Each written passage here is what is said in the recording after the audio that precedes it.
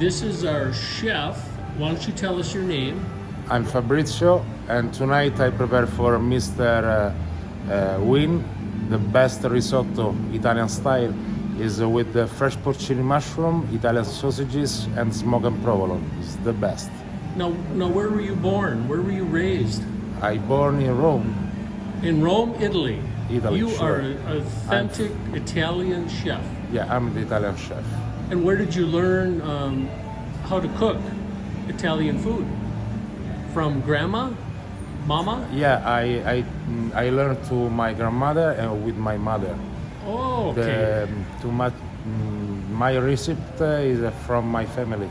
So you brought your family's Yeah, restaurants. because from when I was 13 years, I started and I teach with my mom and with my grandmother from the bread to clean the fish or clean the beef. Wow. Thank you.